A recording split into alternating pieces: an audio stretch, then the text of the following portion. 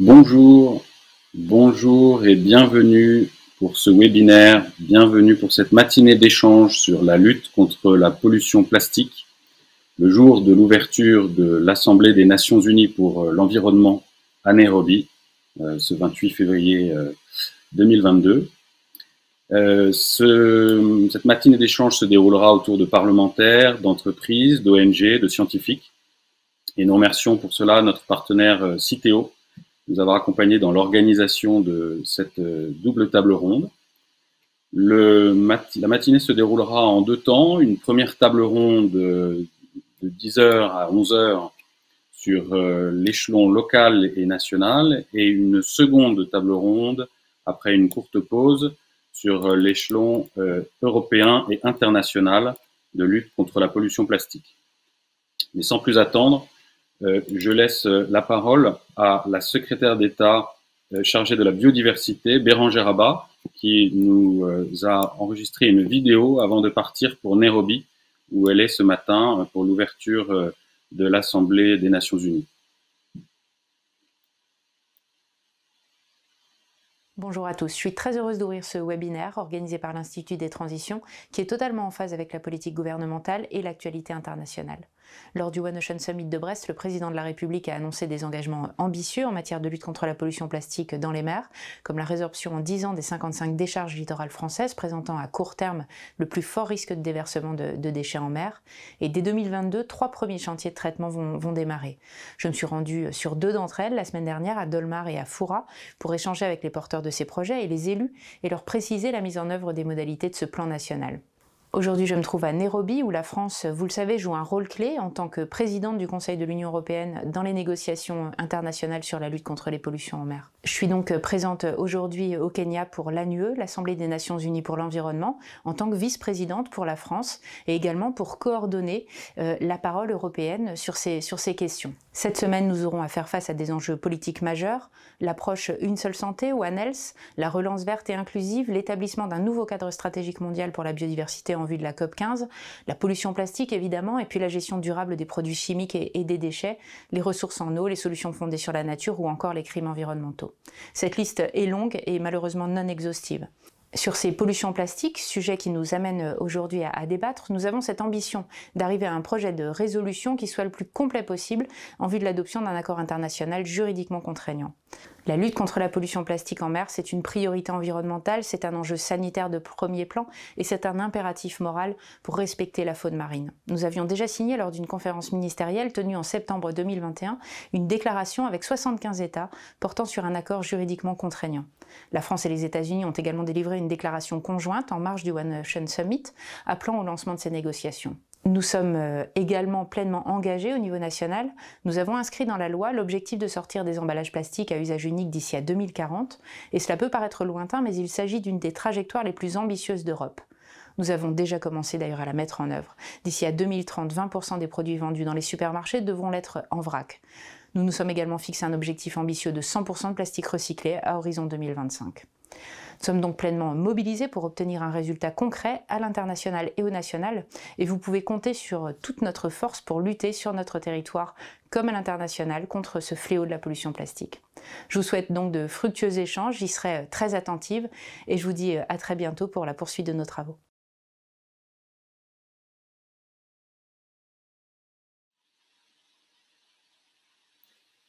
Un agenda chargé donc pour l'Assemblée des Nations Unies pour l'environnement à Nairobi ces jours-ci, où nous l'espérons, un accord pourra être trouvé à l'issue des négociations. Sans plus attendre, je passe la parole à Alexandre Euli pour ouvrir la première table ronde de notre matinée d'échange. Bon débat.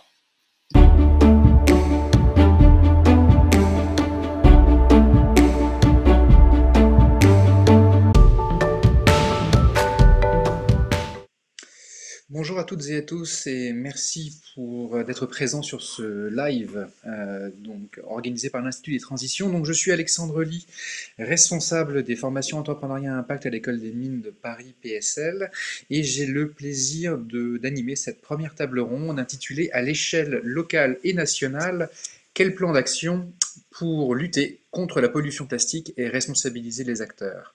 J'ai le plaisir d'avoir avec moi aujourd'hui pour en débattre donc 4 intervenants. Philippe Bollot, député du Maine-et-Loire, François Galgani, océanographe à l'Ifremer, Muriel Papin, délégué général No Plastic in My Sea, Lorenzo Arduino, coordinateur de l'ONG Ocean as a Common. Alors pour démarrer cette discussion, nous avons donc prévu de pouvoir aussi prendre quelques questions du public. Donc si vous nous suivez directement sur le lien YouTube, n'hésitez pas à partager quelques questions en les adressant à l'intervenant auquel vous voudriez en fait vous adresser.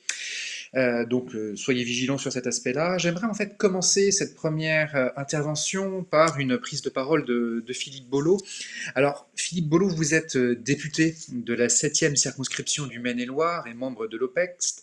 Donc dans ce cadre, vous avez été en décembre 2020 co-rapporteur de la mission Pollution plastique, une bombe à retardement, aux côtés de la sénatrice Angèle Préville. Ce rapport a connu un écho très favorable et a notamment donné lieu à une table ronde que nous avons pu organiser en juin dernier avec l'Institut des transitions. Et plus récemment, vous avez été à l'initiative d'une proposition de résolution relative à l'engagement de la France pour le renforcement d'une action internationale de lutte contre la pollution plastique. Cette proposition de résolution a été adoptée à l'unanimité le 29 novembre 2021, si je ne m'abuse. Alors, j'aimerais qu'on puisse revenir en fait justement sur cette proposition de résolution. Pouvez-vous nous dire quel était l'esprit de la proposition et quels étaient vos objectifs en la présentant à l'Assemblée nationale? Je vous remercie de me donner la parole sur ce sujet-là. Bonjour à toutes et à tous. L'esprit était simple, c'est-à-dire que, comme l'a dit en introduction la ministre Abba, la France s'est déjà dotée d'un arsenal réglementaire pour lutter contre la pollution plastique. Certains pourraient le juger trop léger, d'autres, au contraire, trouvent qu'il est beaucoup trop contraignant. En tout cas, il a le mérite d'exister, et il a le mérite de positionner la France de manière un peu atypique par rapport à ces pays, à d'autres pays. Et de manière plus ambitieuse, la France donc cherche à lutter contre cette pollution plastique. Partant de là, ces aspects réglementaires contraignent évidemment les entreprises, les obligeant à avoir un changement de modèle, et peuvent aussi contraindre les citoyens, les consommateurs, parce que finalement ces nouveaux modèles peuvent se traduire par des surcoûts et des prix plus importants. Donc tout le monde se retrouve plus ou moins contraint par cette ambition de lutter contre la pollution plastique, mais ce qui est tout à fait normal. Partant de là, si on est les seuls à le faire et que les autres pays ne le font pas, on est quand même face à un problème, puisqu'on sait qu'il s'agit d'un problème international, d'un problème global, comme le réchauffement climatique, et que tous les pays doivent agir. Parce que finalement, cette pollution plastique, c'est quoi? C'est essentiellement des fuites tout au long de la chaîne de valeur des plastiques, de leur production jusqu'à la gestion des déchets à la fin. Donc dans cet esprit-là, pour essayer d'embarquer tout le monde dans cette dynamique impulsée par la France, eh bien l'idée était de déposer une résolution. Une résolution, c'est quoi?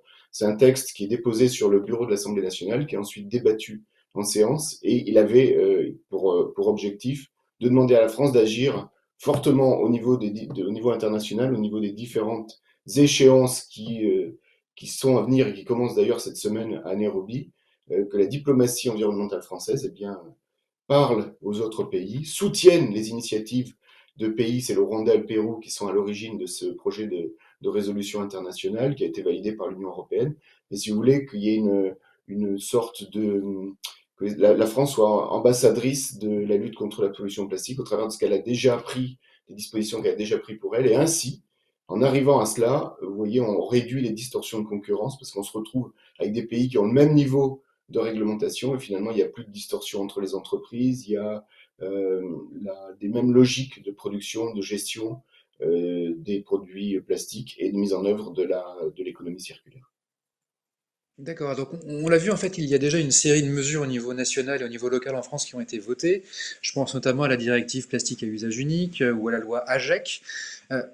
Selon vous, en fait, quelles sont les mesures à mettre en avant donc, pour pouvoir en fait arriver à une applicabilité de ces propositions? Alors l'essentiel, c'est qu'il faut, lorsque vous mettez en place des politiques environnementales, il faut embarquer tout le monde dans l'aventure et faire en sorte que chacun y adhère pour pouvoir réussir.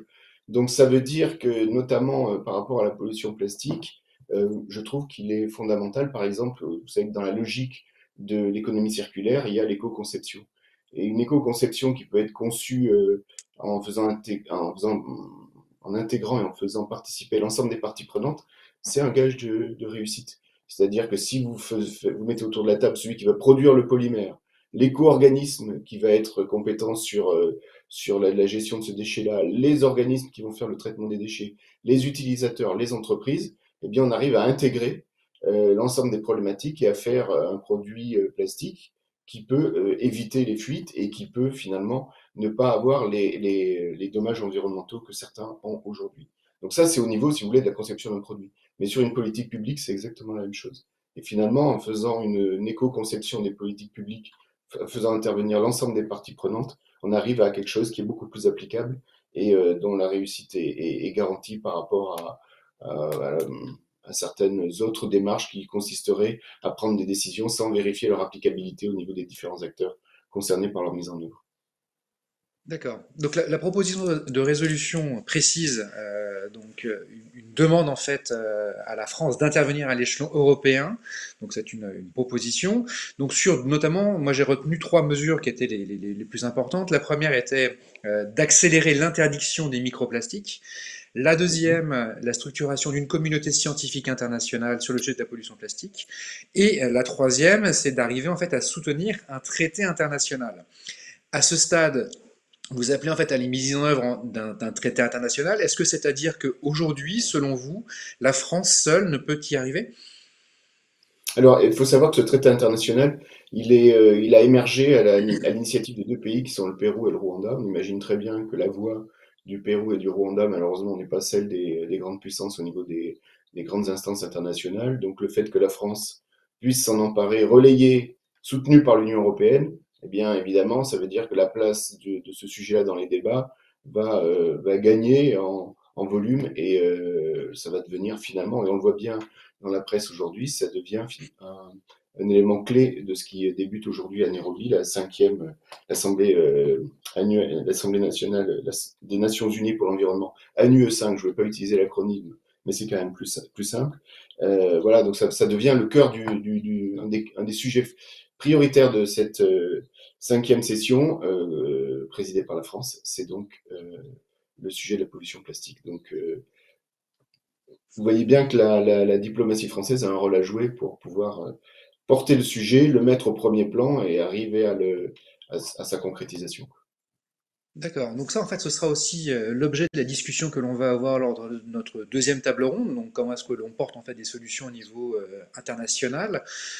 Moi, j'aimerais aussi qu'on puisse revenir j'aimerais poser la question à François Galgani en fait dans ce sens, à une approche donc aujourd'hui un discours scientifique et une vision scientifique sur l'enjeu de la pollution plastique et les mesures que l'on peut mettre en place au niveau local et national afin de pouvoir contribuer en fait à une réduction de la pollution plastique. Alors, François Galgani, donc vous êtes océanographe, vous êtes chercheur à l'IFREMER, donc l'IFREMER, je rappelle, c'est l'Institut français de recherche pour l'exploitation de la mer. Vous êtes spécialisé dans l'évaluation des effets des pollutions sur les organismes marins. Donc la question que j'aimerais en fait vous poser d'abord, et donc c'est une parole en fait de scientifique que j'aimerais avoir, aujourd'hui, d'un point de vue scientifique, que représente la pollution plastique à l'échelle des océans? Oui, bonjour, merci pour l'invitation. Eh bien, écoutez, en fait, la question qui se pose, c'est que c'est devenu un problème d'environnement global, au même titre que le réchauffement climatique, l'acidification, la montée des eaux. Et donc, cette pollution, on la retrouve partout, dans tous les océans. Alors, évidemment, elle est moins marquée dans les régions polaires qu'elle ne l'est dans les régions industrialisées. Mais il n'empêche que dans les plus grandes profondeurs, on a des quantités qui sont parfois extraordinaires. Et on a des microplastiques dans l'atmosphère. Donc, si vous voulez, il y a tout un ensemble de conséquences qui sont liées à cette pollution. Et sous-jacent, il y a quand même une production du plastique qui continue à augmenter, ce qui n'est pas un mal dans la mesure où le plastique est utile. Parfois, on l'a vu, alors ce sont des composites pour des ailes d'avion avec des émissions de carbone diminuées. Ce sont en chirurgie, par exemple, des objets qui sont très utiles. Dans le cas du Covid, il y avait... Mais à côté de ça, il y a des problèmes je dirais, de surconsommation. Il y a des problèmes de fin de vie du plastique une fois qu'il est dans l'environnement, et puis il y a des problèmes de comportement, voilà. Millions de tonnes de plastique qui sont présentes actuellement dans les océans. Alors, ce sont des évaluations, donc on n'a pas de chiffres précis. Il faudra des années pour vraiment, comment dire, apprécier correctement le problème. Et l'ordre de grandeur, c'est effectivement de l'ordre de 8 à 10 millions de tonnes qui rentrent dans les océans chaque année. Ça n'augmente pas partout, ça augmente par contre fortement dans certaines régions, parce qu'il y a une dispersion au sein des océans, si vous voulez, et ça ne va pas s'arrêter, quoi. En tout cas, il faudra un petit peu de temps pour mettre en œuvre. Ce qui est rassurant, c'est que les mesures politiques sont arrivées assez rapidement par rapport à d'autres problèmes environnementaux comme le réchauffement climatique, on en a parlé tout à l'heure, et ça c'est plutôt bien, mais malgré tout leur mise en œuvre, si vous voulez, pour aboutir à des résultats pour l'environnement, il y a quand même une certaine inertie du fait que ce sont des gros problèmes et il faudra un petit peu de temps. D'accord. Et vous, dans votre approche aussi, donc ce qui m'avait frappé lors de la préparation de cette table ronde, c'est que vous me parliez en fait d'une approche en termes de coût, et vous me disiez en fait au-delà de la mesure de la quantité de plastique présente dans les océans, il faudrait aussi raisonner en termes de coût, en fait, de ce que représente finalement le coût par an des déchets marins. Et vous évoquiez le chiffre au niveau planétaire de 8 milliards d'euros par an que représente en fait le coût pour la société de ces déchets marins. Est-ce que vous pourriez un peu développer? Alors en fait, le coût, ça représente des coûts de nettoyage, ça représente des coûts économiques liés par exemple à l'impact des déchets sur la pêche. Vous savez, des pêcheurs qui perdent leur filet à cause des croches sur les fonds, des obstructions de circuits de refroidissement. Il y a plusieurs centaines, dans chaque pays européen, il y a plusieurs centaines d'incidents ou d'accidents chaque année du fait que les bateaux se prennent des déchets dans les hélices. Vous voyez, donc tout ça s'ajoutant, on arrive à effectivement des coûts qui sont de l'ordre de plusieurs centaines de millions d'euros en Europe et de l'ordre de 8 à 10 milliards d'euros dans le monde. Ce qu'il faut bien comprendre, c'est qu'on n'a pas encore un inventaire systématique des coûts.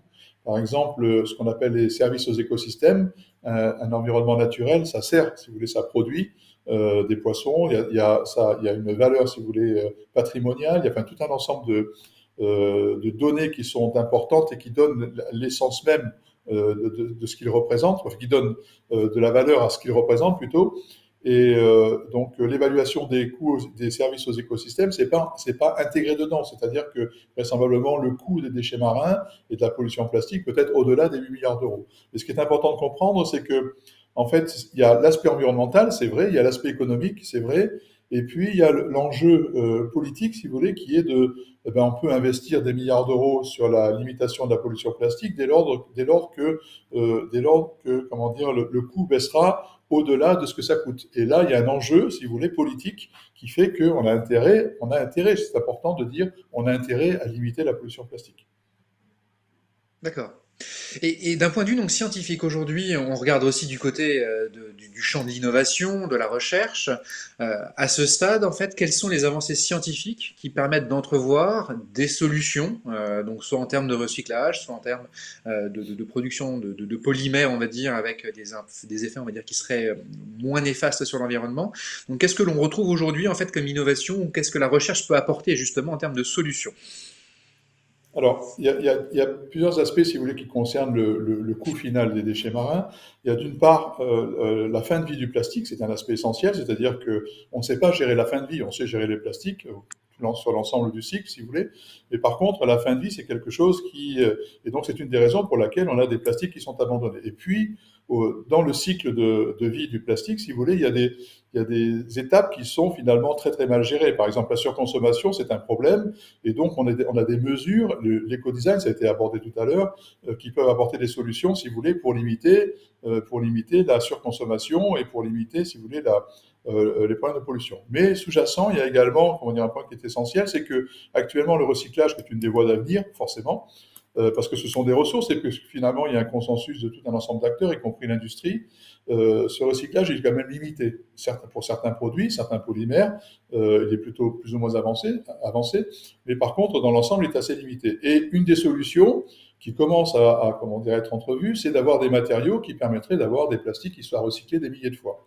Donc il y a des laboratoires, il y a des équipes de recherche qui ont proposé ce type de matériaux, ça commence à exister. Par contre, évidemment, leur utilisation et leur généralisation, ça prendra beaucoup de temps parce qu'il y a des contraintes industrielles, il y a des contraintes de marché, il y a des contraintes politiques également, il y a des enjeux, si vous voulez.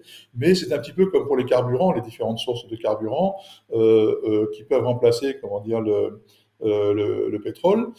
Ça arrive, il faut du temps pour les mettre en place, on change comment dire, les modes de fabrication des moteurs et la façon dont ils fonctionnent. C'est un petit peu pareil pour le plastique, c'est un petit peu le même schéma. Si vous voulez, il y a des solutions qui apparaissent et on peut espérer que dans quelques années ou dizaines d'années, on aura des matériaux qui sont 100% recyclables et des milliers de fois, ce qui veut dire que à ce moment-là, n'importe quel plastique qui sera dans l'environnement aura de la valeur et là, ça sera une grande avancée. Justement, quel serait l'horizon temporel? Enfin, vous parliez d'une dizaine d'années, enfin, où on est là-dessus, l'état de la recherche?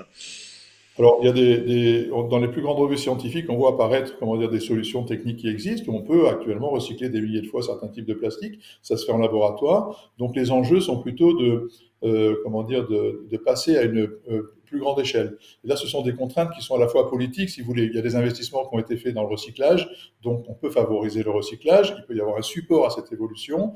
Et puis, il y a comment dire, des orientations politiques qui visent plutôt à limiter certains types de plastique. Et donc, s'ils disparaissent, il n'y aura plus de questions de recyclage. Et donc, c'est plutôt le contexte politique, si vous voulez, et les volontés qui existent, qui permettront, et puis évidemment les enjeux économiques et les contraintes économiques qui permettront justement de généraliser. C'est difficile, techniquement, si vous voulez, on est capable de faire déjà ce type de produit. Il y a même des pilotes industriels en France qui, pour certains types de polymères comme le PET, donc pour les bouteilles plastiques par exemple, qui sont capables de proposer des solutions.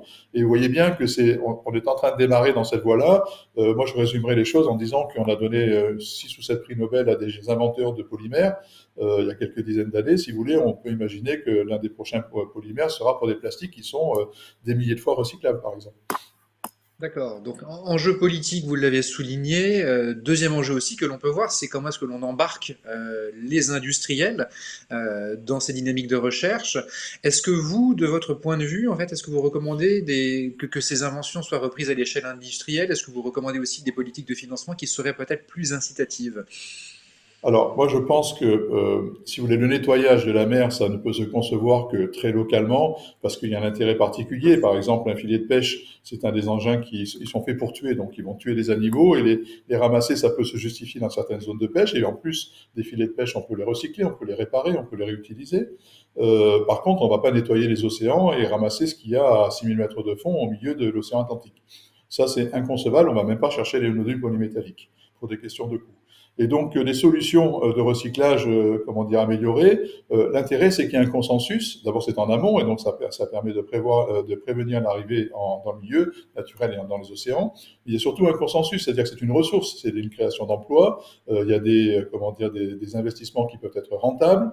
Ça intéresse à la fois les politiques, ça intéresse également le public, ça intéresse les scientifiques. Voilà. Donc, je pense qu'on est dans des conditions qui sont plutôt favorables et que c'est, dans mon esprit en tout cas, c'est une évolution qui me semble naturelle. C'est une question simplement de temps. Je ne pense pas que d'ici quelques dizaines d'années, comment dire, on ait laissé tomber ce type de solution. D'accord. Et donc, juste pour terminer en fait sur ce sujet du financement, vous êtes, j'imagine, en mesure en fait de mesures incitatives de financement de la recherche. Est-ce que vous auriez en fait peut-être une recommandation ou un souhait pour arriver à oui. établir un lien plus direct avec notamment le secteur industriel? Oui, absolument. Je pense que la Commission européenne est capable d'investir des milliards d'euros sur certains sujets avec des enjeux qui sont considérables. Par exemple, il y a eu 1 milliard d'euros qui ont été investis sur la recherche sur le graphène, avec des applications innombrables, qui sont d'ailleurs des polymères, il faut le rappeler. Donc, si vous voulez, on peut imaginer des investissements massifs dans la recherche pour arriver à trouver des matériaux qui correspondent justement à un intérêt social, politique et économique.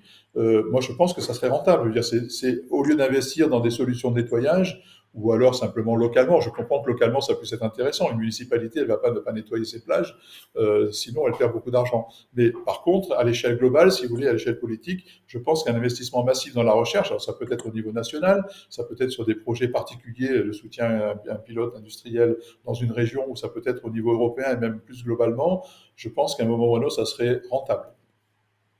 D'accord. Merci infiniment. J'aimerais ensuite m'adresser à Muriel Papin. Donc, Muriel Papin, donc, vous êtes déléguée générale de l'ONG No Plastic in My Sea, donc une organisation impliquée dans la réduction des actes plastiques et qui a pour vocation, donc là je cite, donc d'alerter sur la pollution plastique, d'agir pour la réduire et de proposer des alternatives à l'utilisation de cette matière. Alors votre ONG est à l'origine de l'événement annuel No Plastic Challenge, dédié à la réduction de la consommation de la production de plastique.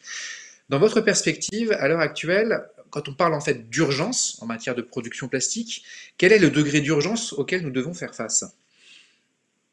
Alors l'urgence, Monsieur Galgani l'a évoqué, hein, on est à un niveau de pollution qui est déjà extrêmement inquiétant, qui est protéiforme, une pollution visible, une pollution aussi invisible avec les microplastiques et les nanoplastiques, et donc aussi en fait une pollution qui rentre dans la chaîne alimentaire. Et Madame Bérangère Abba l'a également rappelé, en fait un risque sanitaire également, c'est-à-dire que dans les plastiques, il y a aussi des additifs chimiques et un certain nombre sont toxiques, sont potentiellement perturbateurs endocriniens. Donc voilà, on a une urgence qui est vraiment une urgence environnementale qu'on voit, une autre qu'on ne voit pas, que le consommateur et les citoyens ne voient pas, mais qui existe, que les scientifiques connaissent.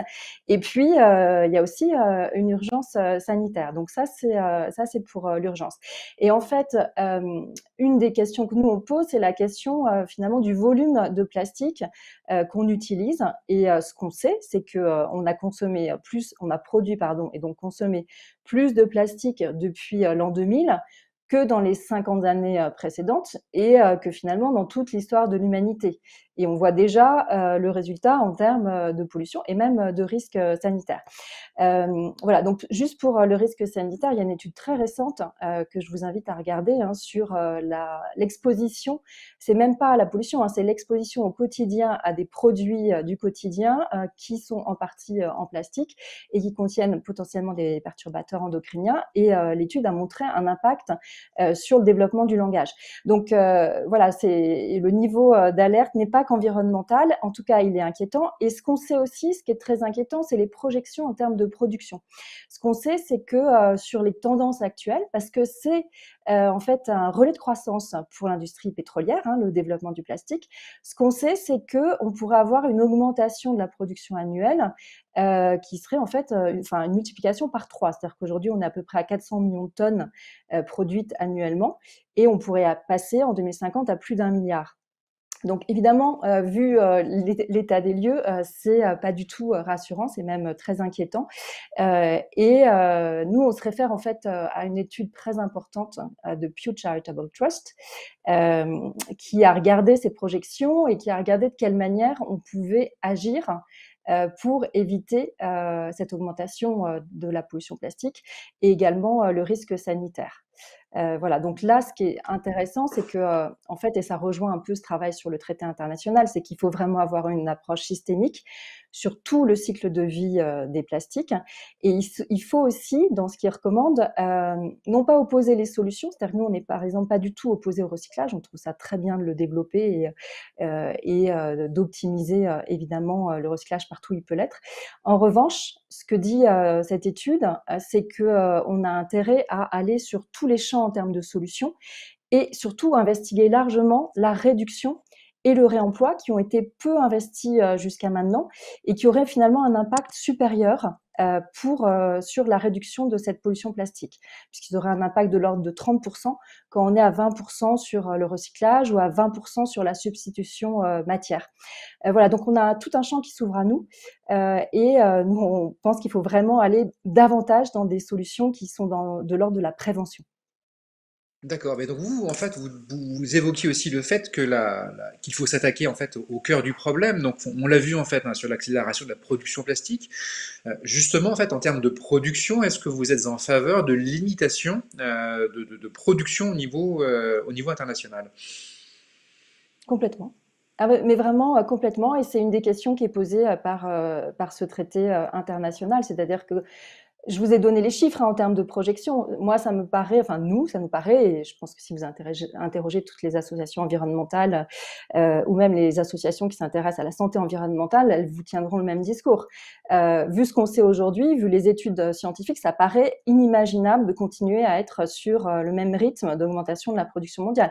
Après, on sait qu'il y a une stratégie industrielle de l'industrie pétrolière, on sait qu'il y a un développement démographique de la population, on sait qu'il y a des pays qui vont vouloir aller vers des produits de nos standards occidentaux, donc plus emballés et portés par des systèmes de distribution qui nécessitent de l'emballage. Donc on le sait, simplement on alerte et on est assez heureux que ce soit un des sujets qui soit abordé lors de ce traité international. Et on espère que, en effet, cette question de la régulation de la production plastique va être traitée. Et quand je dis ça, Voilà, on n'est pas du tout dans un discours anti-plastique. Évidemment, le plastique a plein de vertus et il y a plein d'usages sur lesquels il est absolument indispensable. En revanche, il y a plein d'autres usages qu'on doit questionner. Il y a plein de types de plastique qu'on doit questionner et il y en a plein qu'on doit non seulement questionner, mais aussi réduire. Et c'est vrai que la Commission européenne et la France, on a commencé ce travail puisqu'il y a un certain nombre de plastiques à usage unique qui sont restreints ou même interdits. Reste que sur les gros points noirs des plastiques qu'on retrouve dans l'environnement, les plastiques à usage unique, comme les bouteilles plastiques, les mégots, tout ce qui est lié à la restauration nomade. Finalement, ce qu'on a en arsenal réglementaire aujourd'hui, ça reste assez faible. On n'est pas sûr que ça va vraiment permettre de réduire ces déchets-là et leur présence dans la nature. D'autant plus qu'il y a des logiques de marché. Je prends juste la restauration à emporter parce qu'on a fait une étude sur le sujet. On a plus 11% de points de vente en France en 1 an. Donc voilà, on peut imaginer que globalement, on va générer plus de déchets et qu'il y a une partie de ces déchets encore plus importante qui va se retrouver dans l'environnement. Alors justement, en fait, les mesures existantes selon vous, en fait, donc elles ne sont pas suffisantes, mais quelles seraient vos suggestions ou recommandations justement, enfin, de s'inspirer également en fait d'initiatives européennes qui peuvent avoir lieu dans d'autres pays. Enfin, quelle est votre lecture justement sur l'arsenal juridique qui a été mis à disposition? Alors, on a quand même, avec la directive européenne et avec la loi anti-gaspillage, quand même un arsenal assez important. Ce qu'il y a, c'est qu'il est très foisonnant. Et donc, il y a quand même une difficulté à ce que l'information soit véhiculée auprès de tous les acteurs, donc les entreprises, mais aussi les consommateurs, puisqu'il y a énormément d'articles de loi dans la loi anti-gaspillage, et que en effet, ça soit approprié et que ce soit appliqué. Voilà, donc ça, c'est une des difficultés. Je reprends l'exemple de la restauration à emporter. On a fait une enquête sur le sujet. Il y a des articles de loi, clairement, qui permettent aux consommateurs de venir avec son contenant. Ils sont pas du tout appliqués. Comme les articles de loi qui permettent également d'avoir davantage accès à l'eau du robinet, y compris en restauration. C'est des choses qui sont très peu appliquées. Donc, on voit bien qu'on a quand même une difficulté dans l'application de cette loi. Donc, je pense qu'il faut pas mollir, pour me permettre ce terme un peu familier, sur l'application de la loi, sur son niveau d'ambition et son application. De la même manière, on a une échéance 2040, zéro plastique à usage unique, et une échéance 2030, réduction de 50% des bouteilles plastiques mises sur le marché. Aujourd'hui, on a des doutes sur le fait qu'on va arriver à ces objectifs, parce que même si on a des plans quinquennaux, ils sont pas en fait, il n'y a pas réellement d'obligation, il n'y a pas de contrôle, et donc on peut s'interroger sur le fait qu'ils vont en effet être complètement opérationnels et s'appliquer. Et pour revenir sur les exemples étrangers, ce qu'on voit en effet, c'est dans des pays européens, des pays qui finalement vont presque plus loin que la France aujourd'hui. Un exemple en Allemagne. Ils interdisent à partir de 2023 les les mugs de café jetables pour le café à emporter. Donc vous n'aurez plus en Allemagne de gobelets, alors qui paraissent encore quand même une couche de plastique. À partir de début 2023, ce sera uniquement pour le nomadisme des coupes, des mugs réutilisables. Donc, il y a tout un système de réemploi qui se met en place. Et donc, ça rejoint finalement les recommandations de Pew Charitable Trust sur le fait de pousser tout ce qui est réduction et réemploi. Et là, on a tout un champ à investiguer. Je vais vous donner un autre exemple. En Espagne, ils ont interdit de fumer sur les plages. Donc là, finalement, alors c'est sûr, ça réduit les libertés individuelles, ça réduit, c'est une contrainte, il faut le dire, il faut le reconnaître, mais ça réduit aussi le risque, c'est-à-dire que ça réduit le risque du filtre qui est en plastique, qui va être utilisé très près de la mer et qui va se retrouver sur la plage et dans la mer très rapidement. Donc voilà, on a ces exemples-là qu'on voit émerger. Et un autre exemple très important, c'est le Portugal. Ils ont défini un objectif de réemploi des emballages à hauteur de 30% en 2030. Nous, en France, on est à 10% en 2027. Donc on voit émerger ici et là des objectifs très ambitieux sur la réduction et le réemploi. D'accord. Alors, j'aimerais en fait demander à Philippe Bolo de réagir sur ces éléments et cette situation assez alarmiste décrite par Muriel Papin, et notamment en fait revenir en fait sur cette étude donc du Pew Charitable Trust, pardon, qui disait en fait en gros il y a beaucoup de solutions, il ne s'agit pas en fait de les opposer, mais il s'agit aussi de prioriser. Selon vous, Monsieur Bolo, quelle est en fait comment prioriser justement l'action? Donc, est-ce qu'il faut prioriser par type de plastique, par secteur? Quel est votre point de vue en tant que législateur? Oui, je crois qu'il est indispensable de ne pas tout mettre dans le même sac. D'ailleurs, votre question rejoint une des questions qui a été posée sur le fil des interrogations posées par les internautes. Euh, Parce qu'aujourd'hui, oui, effectivement, si on dit tous les plastiques sont des plastiques à problème, là, on se crée un autre problème. En définitive, la difficulté, elle apparaît avec les fuites de plastique dans la nature, je l'ai dit tout à l'heure. Donc, c'est les granulés de plastique vierge fabriqués par la pétrochimie pour aller vers les plasturgistes qui vont en faire les objets de la vie quotidienne. Premier niveau de fuite. Ensuite, c'est parfois les microplastiques primaires et secondaires. Alors, les microplastiques primaires, pour ceux qui ne le sauraient pas, maintenant c'est de plus en plus rare, c'est des microplastiques ajoutés intentionnellement dans certains produits cosmétiques et d'entretien, qui sont des produits qui sont dits rincés, c'est-à-dire qu'à partir du moment où vous les avez utilisés, vous passez les mains ou l'éponge sous l'eau, et ces microplastiques partent dans le réseau d'eau, et inévitablement vont rejoindre les stations d'épuration où ils ne sont pas traités, pour être répandus sur les sols avec les boues des stations, et puis là, évidemment, à la faveur de la pluie, on va les retrouver dans les sols, dans les rivières, et par voie de conséquence dans les fleuves et dans les océans. Donc ça, c'est des microplastiques primaires. Il y a aussi un sujet avec les microplastiques secondaires. C'est par exemple l'usure de nos vêtements synthétiques lors des lavages en machine, qui là aussi va faire des microparticules qui vont se retrouver dans le même schéma que celui que je viens de vous expliquer dans la station d'épuration. Et puis après, on a aussi d'autres fuites qui interviennent en fin de vie, lorsque les plastiques deviennent des déchets ou par rapport à des comportements d'utilisation des plastiques à l'extérieur. Et c'est ça déjà qu'il faut cibler. Et en ciblant ça, on cible tous les matériaux plastiques qu'on retrouve dans la nature, qui sont abandonnés dans la nature et qui finalement après se retrouvent dans un cycle planétaire qui vont être entraînés par l'eau, qui vont être entraînés par l'air et qui font que finalement l'exutoire final, c'est l'océan. Parce qu'il ne faut pas perdre de vue que contrairement à cela, il y a par exemple des plastiques qui ne posent aucun problème. Je vous citerai notamment les plastiques que nous avons dans nos logements pour l'isolation des fils électriques. Voilà, ceux-là, on ne les retrouve pas au bord des plages. Et puis, en disant ça, j'introduis une nouvelle notion qui est celle de la durée de vie du plastique. Parce que ces plastiques-là sont immobilisés, c'est une autre façon de parler, sont immobilisés sous forme d'objets pendant 30, 40 ans. Et si ils sont recyclables 2 fois, je reviens à ce que disait François Galgani, ce que disait François Galgani sur le recyclage, là, vers quelque chose d'infini. Un plastique de 30 ans qui est recyclable 2 fois, ben, pendant 60 ans, il ne pose pas de problème avant de devenir un déchet. Et inversement, et là c'est pour rebondir sur les propos de Muriel Papin, un plastique unique, à usage unique, qui sert une fois, qui a une durée de vie très courte, moins d'1 heure pour certains, et qui n'est pas recyclable, on imagine très bien que ça devient, de manière exponentielle, si la production ne s'arrête pas, une quantité incroyable de déchets, avec, à partir du moment où c'est des déchets, les fuites, la probabilité de fuite est très forte. Donc voilà, il faut savoir faire la distinction entre les différents types de plastique, leur utilisation, leurs bénéfices, et puis surtout cibler ceux qui se perdent dans la nature et qui nous posent le plus de problèmes. D'accord. Merci infiniment. Alors, j'aimerais aussi poser la question à Lorenzo Arduino, donc de sa perspective en tant que coordinateur de l'ONG Ocean as a Common. Donc, juste quelques mots. Ocean as a Common est une ONG, une organisation qui a une initiative citoyenne qui a pour objectif la reconnaissance au niveau des Nations Unies de l'océan comme un bien commun. Alors, votre organisation, Lorenzo Arduino, a pour mission d'accélérer la compréhension des citoyens, des entreprises et des décideurs aux enjeux de la préservation de l'aquasphère et a pour objectif d'impulser des actions pour la régénérer.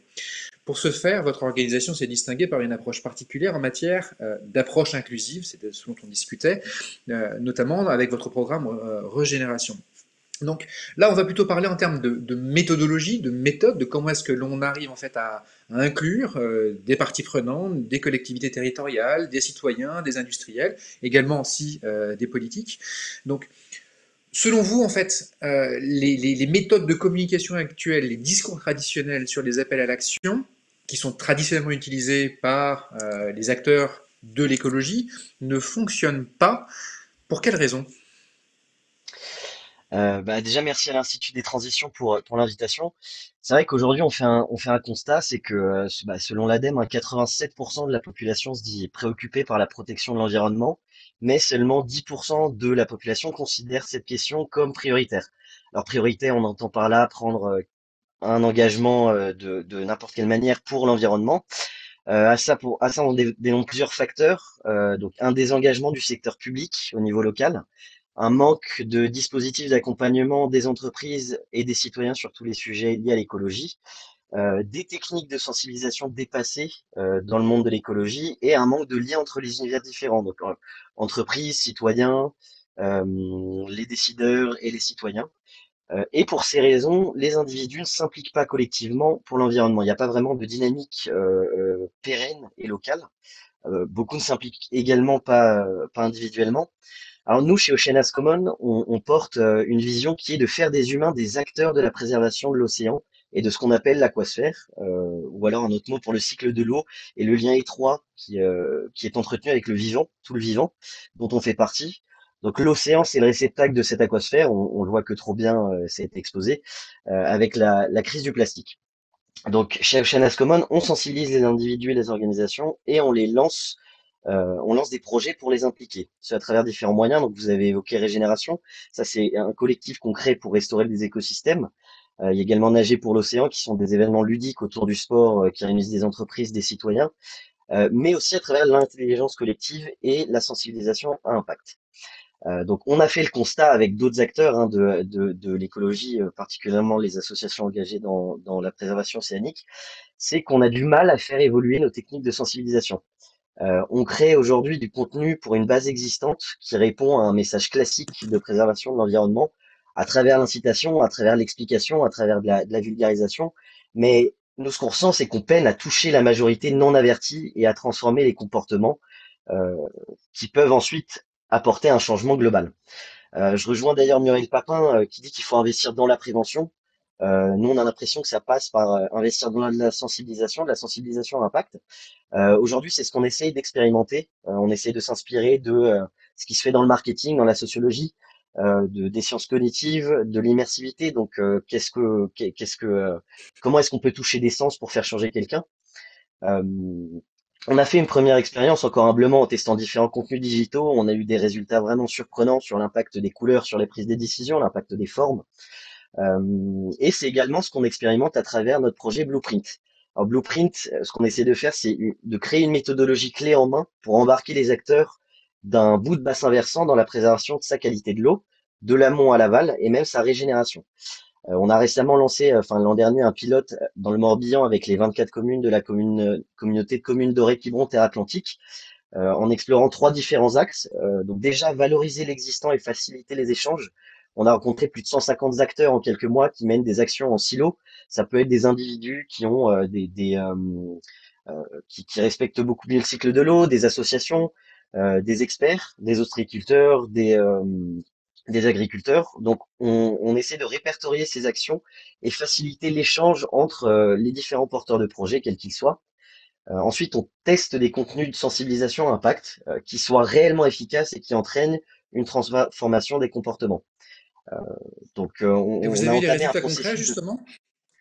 Alors, pas encore parce que c'est encore en expérimentation et je serais ravi de revenir pour vous exposer les résultats. On les aura plutôt en septembre. Aujourd'hui, on est dans la période de co-création avec les acteurs du territoire. Donc, on essaie de créer des contenus nudge marketing pour agir sur des problèmes directs de pollution de la qualité de l'eau. Donc le nudge, hein, pour ceux qui savent pas forcément, c'est issu des sciences comportementales. En français, on appellerait ça un coup de pouce. C'est une technique qui vise à inciter des individus à faire un choix en s'appuyant sur les biais cognitifs qui influencent leurs décisions tout en préservant cette liberté de choix. Un exemple simple qu'on a peut-être tous vu, c'est pour réduire le nombre de mégots jetés au sol, on peut mettre en place un nudge cendrier où l'objectif est d'inciter les fumeurs à jeter leurs mégots dans deux cendriers en votant pour répondre à une question. Par exemple, où est-ce que vous préférez partir en vacances? Est-ce que c'est plutôt, je sais pas moi, à Quiberon ou à Vannes? Euh, donc nous, ce qu'on va essayer de faire, c'est de s'atteler à une problématique particulière du territoire avec les acteurs qu'ils connaissent. Donc c'est les déchets directs, indirects, des lingettes jetées dans les toilettes qui bloquent les stations d'épuration, un trop plein de déchets bactériologiques, etc. On va tester ces contenus en environnement contrôlé pour avoir de la remontée de données et en apprendre plus sur l'impact de ces contenus. On essaye d'apporter le changement localement aussi à travers des techniques de mobilisation de l'intelligence collective pour réunir des acteurs divers afin d'encourager une dynamique pérenne. Alors on va commencer là autour de rivières, celle de la rivière de Crac. On réunit des ostréiculteurs, des agriculteurs, des représentants d'associations et des citoyens, par exemple dans des balades de bassins pour créer de l'échange, créer une dynamique, et à terme avoir un comité de pilotage par bout de bassin versant, par bout d'aquasphère, qui mène des projets ensemble pour la qualité de l'eau. Euh, donc, alors comment est-ce qu'on peut utiliser ça dans le cadre de la crise plastique? C'est que ces techniques, on les construit pour être scalables. Nous, chez Oceanas Commons, on est persuadé que l'effet boule de neige de toutes ces actions locales entraîneront un changement global. On essaie de créer des méthodologies à chaque fois qui soient adaptables partout, vraiment des choses clés en main en termes de temps, de projets, de ressources humaines. L'intérêt, c'est d'inculquer la notion de responsabilité individuelle et collective. Ce faisant, de lier des mondes, qui fonctionnent à chaque fois en silo, hein. Ça, c'est vraiment ce dont on se rend compte, de réunir des entreprises, des citoyens, des collectivités, afin de faire ressortir des dynamiques innovantes pour faire face aux défis comme celui posé par le plastique. Alors non, on est vraiment loin de la culpabilisation, surtout celle du consommateur, mais on veut inculquer et encourager, montrer l'idée que les citoyens peuvent agir ensemble, les encourager à le faire à différents stades de la chaîne de production plastique, arrêter d'en consommer, arrêter d'en jeter, pousser le réemploi, engager les décideurs à réellement sensibiliser sur le cycle de vie du plastique, montrer également par l'engagement de groupes communs qu'on peut arrêter d'extraire du pétrole pour produire du plastique. On a évoqué quelques solutions, par exemple le graphène. Je pense qu'il y a énormément de choses à découvrir. On en est qu'au début de la recherche. Si je peux évoquer, faire une analogie avec la gestion des aires marines protégées. Aujourd'hui, on a montré que si on veut bien gérer une aire marine protégée, il faut que toutes les personnes qui vivent autour soient impliquées dans sa gestion, qui soient motivées, qui soient encouragées de protéger ce qui représente leur patrimoine naturel. Nous, c'est ce qu'on aimerait essayer de faire par rapport aux différents défis plastiques, c'est de montrer qu'à travers l'innovation, à travers le collectif, à travers un nouveau type de sensibilisation, on peut explorer et découvrir une grande capacité de transformation sociétale. D'accord, super. Bah, merci infiniment. Alors, je voulais revenir en fait, Muriel Papin, justement une petite réaction. Donc, on voit en fait qu'il y a des initiatives, on va dire, en termes de méthodologie et d'inclusion des différentes parties prenantes qui sont intéressantes. Mais après, en fait, en termes de niveau réglementaire, selon vous, de votre lecture en tant que activiste, en fait, un point de vue d'ONG, en fait, quels sont les freins justement à l'applicabilité des lois existantes? Alors, en fait, je pense que c'est un peu ce que je disais, la loi anti-gaspillage pour l'économie circulaire, elle est extrêmement dense. Avec en fait un certain nombre d'applications chaque année. Donc, en début d'année 2021, on est sur l'arrêt du plastique sur les fruits et légumes, même si on est sur un calendrier qui va s'étaler en réalité sur 3 ans. Et puis, on a également le fait qu'il faut déployer des points d'accès à l'eau dans tous les établissements de plus de 300 personnes. Mais l'année d'avant, on avait d'autres dispositifs. L'année d'après, on en aura d'autres. Donc, chaque année, on a une série de dispositifs. Et c'est vrai que c'est dense, il faut que ce soit intégré par toutes les parties prenantes. Il y a des acteurs qui sont très au fait et qui suivent la réglementation, il y en a d'autres moins. Je vais prendre un exemple tout bête, hein, un petit restaurateur, il n'est pas forcément membre d'un réseau et l'information lui arrive peut-être plus difficilement, par exemple sur l'interdiction des boîtes à kebab qu'une autre structure. Donc voilà, il y a tout, je pense, un enjeu d'information de tous les acteurs. Et aussi du consommateur, parce que nous, on a vu justement, je reviens toujours sur la restauration emportée, parce que c'est quand même un fléau en termes de création de déchets et de pollution. On a vu en fait que le consommateur n'était pas informé de ses droits. Donc, il faut aussi que les consommateurs soient informés des nouveaux dispositifs qui sont à sa main et auxquels il peut recourir. Voilà, donc on a tout cet enjeu-là. Et puis, après, on a aussi forcément une difficulté pour certains acteurs de mettre, et des acteurs, je parle de grandes entreprises, de mettre en place des choses quand il y a des lignes de production qui sont organisées différemment. Si je prends l'exemple du développement du réemploi, eh bien, ça veut dire dire qu'un industriel, il va avoir des emballages qui vont rester à usage unique et de l'autre côté, des emballages qui vont être des emballages qui vont être réemployés. Bon, bah, c'est en effet un défi pour une entreprise, on en a bien conscience, et il y a tout un travail qui est fait par le gouvernement et avec une aide de cabinet de consulting pour accompagner les filières. Donc l'accompagnement, en revanche, il est vraiment là.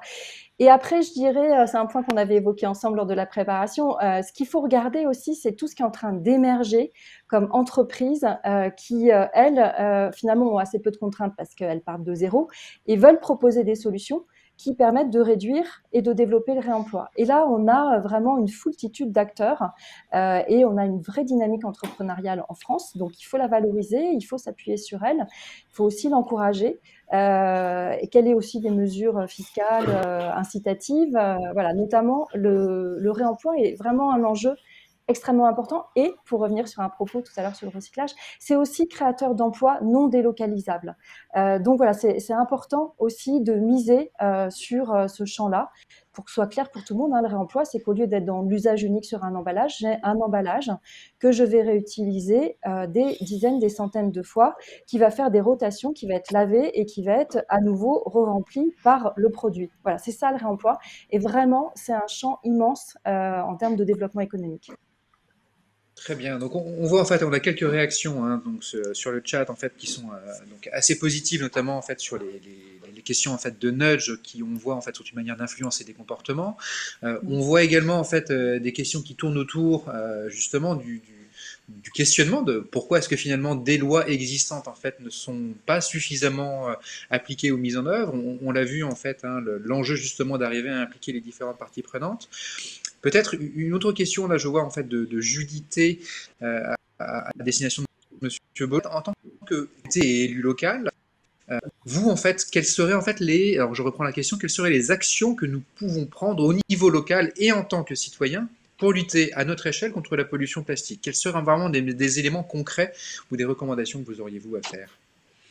Je pense que le citoyen il a une place indispensable dans la stratégie de lutte contre la pollution plastique, parce qu'un citoyen, il fréquente une association, un citoyen, il consomme, un citoyen, il vote, un citoyen, il travaille. Donc, il est à la fois au contact des élus, il est dans une entreprise, qui peut être une entreprise de la plasturgie, et puis donc, il peut, au travers de son engagement associatif, s'intéresser au sujet, et comme consommateur, décider des choix qui vont être les siens pour lutter contre la pollution plastique. Donc là, ça fait aucun doute, quand on regarde quelle est la fonction du citoyen dans la société, il n'y a aucun doute sur le rôle qui doit être le sien. Alors après, c'est les associations aujourd'hui qui portent l'essentiel de la parole citoyenne. Mais un citoyen dans une entreprise, Muriel Papin disait, ces nouvelles entreprises du réemploi, etc., c'est aussi une action citoyenne. Donc en fait, l'action citoyenne, selon qu'on est dans son entreprise, élu, dans une association, vous voyez, à chaque fois, c'est une action. Mais alors, de manière plus concrète, eh bien, c'est adhérer dans les associations, c'est participer aux opérations de nettoyage. Et là, finalement, on concourt à trois choses, à la sensibilisation, à l'alerte et au nettoyage. Et tout ça est lié, parce qu'en nettoyant, on se sensibilise et puis on va alerter d'autres. Donc vous voyez, oui, effectivement, la question est excellente. Le citoyen a un rôle clé, mais qui est multiforme. Et à partir du moment où il s'intéresse au sujet, il peut le faire vivre dans son acte de consommation, dans son association, dans son entreprise, ou au contact des élus qui le représentent. D'accord. Merci infiniment. Alors, on va arriver en fait à la fin de cette première table ronde. Donc, on l'avait dit en introduction, l'Assemblée des Nations Unies pour l'environnement donc, se réunit actuellement à Nairobi. Ce serait en fait une façon peut-être intéressante de conclure. Alors, Nairobi, on va parler en fait à un niveau international.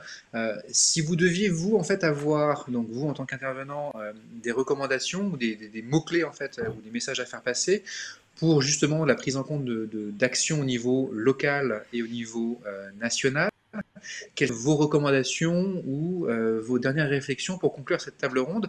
Et peut-être commencer tout de suite par Monsieur Galgani, pour conclure justement, vous, en fait, de votre perspective, donc, quels seraient en fait les quelques éléments que vous souhaiteriez mettre en œuvre ou voir mettre en œuvre? Alors, je pense que les mesures au niveau local ou national sont importantes quand les problèmes sont locaux et nationaux. Par exemple, interdire de fumer sur des plages, ce sont des solutions qui sont à la prérogative des communes, si j'ose dire. Par contre, comme le problème de la pollution plastique est global, le transport atmosphérique ou les océans, c'est indispensable de travailler au niveau international. Il ne peut pas y avoir une seule mesure, tout simplement parce que si sur la Côte d'Azur on prend des mesures et qu'on reçoit des déchets, des plastiques qui viennent d'Italie, naturellement, ça n'a pas de sens, quoi. Et donc, c'est tout l'enjeu en fait de la discussion qu'il y a à Nairobi actuellement. Et ce qui est important peut-être de mon côté, de mon point de vue, c'est que les aspects scientifiques, notamment une plateforme un petit peu comme le GIEC pour le climat, soit créée également pour pouvoir alimenter les politiques en données. Je pense que c'est un aspect important des négociations en cours. Voilà. Merci. D'accord. De votre côté, Lorenzo, vous aviez vous quelques recommandations spécifiques. Donc on l'a vu en fait, hein, les interventions que vous avez pu faire en fait sur le nudge en fait ont été saluées donc par les internautes comme étant des très bonnes initiatives. Vous en fait, si vous deviez avoir des éléments de conclusion en fait sur ce sujet. Mais je rejoins Monsieur Galgani sur l'aspect systémique. À mon sens, il faut prendre exemple sur ce qu'on a fait en 1989 sur les aérosols. Si on veut agir tous de concert, on peut le faire ensemble. On a les solutions. Maintenant, il manque voilà une impulsion, mais on espère qu'elle va venir rapidement. Sur l'aspect plutôt local, moi, ce que je dirais, c'est d'essayer de voir les citoyens réellement comme une force de changement, qu'on ne soit plus infantilisé, qu'on soit réellement informé. Muriel Palpin le disait. Il faut qu'il y ait un effort de la part des pouvoirs publics sur l'information et sur comment on transmet cette information. Et c'est ce sur quoi nous on essaiera d'agir.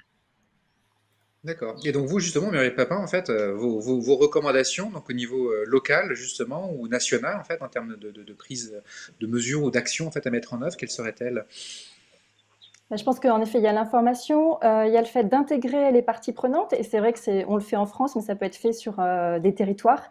La mairie de Paris, par exemple, le fait dans le cadre de la préparation des Jeux Olympiques pour que ce soit des Jeux Olympiques sans déchets plastiques. Donc, ils travaillent avec plein de filières, plein de parties prenantes. Donc, c'est hyper intéressant comme travail parce qu'ils rentrent dans le dur des contraintes en fait des acteurs, parce que c'est vrai aussi qu'il y a des contraintes du côté des acteurs économiques.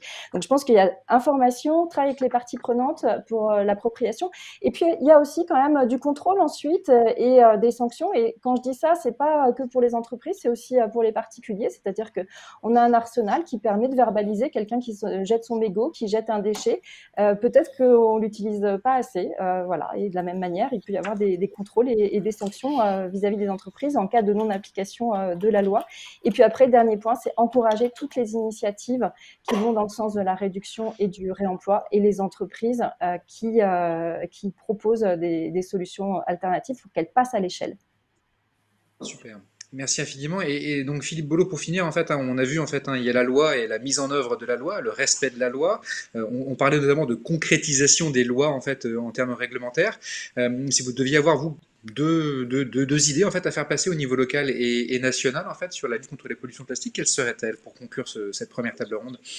Vous l'avez dit, quand on vote une loi, c'est bien. Après, quand on s'assure de son application, c'est encore mieux. Et donc ça, c'est deux choses. C'est regarder la concrétisation. Concrétisation, c'est quoi? C'est que l'esprit de ce qu'on a voté, la nature de ce qui apparaît dans le texte doit être respecté lors de la transposition en texte réglementaire, et que ça doit être fait dans des délais raisonnables, et notamment les délais qui sont ceux de la loi. C'est la première chose. Et après, derrière, il faut savoir évaluer les lois. C'est-à-dire, normalement, une loi, ça produit des effets positifs, directs et attendus. Ça peut produire des effets négatifs, indirects et inattendus, parce que l'application sur le terrain avec les différents acteurs peut faire apparaître des choses qui avaient peut-être été prévues. Mais l'évaluation, ça permet de corriger éventuellement ce qui n'a pas fonctionné et de faire en sorte qu'on obtient les résultats qui étaient attendus. Merci infiniment, merci à tous et à toutes pour vos participations, vos idées, vos suggestions pour cette première table. Donc un grand merci, un merci aussi aux internautes qui nous ont posé quelques questions. Donc j'ai essayé de les transmettre au mieux possible. Merci aussi à l'équipe technique. On va donc clore cette première table ronde et passer donc à la deuxième table ronde. Et donc je vais passer la parole à Aymeric Bourdin, directeur de l'Institut des Transitions, pour cette deuxième table ronde. À très bientôt et merci encore pour votre participation à toutes et à tous.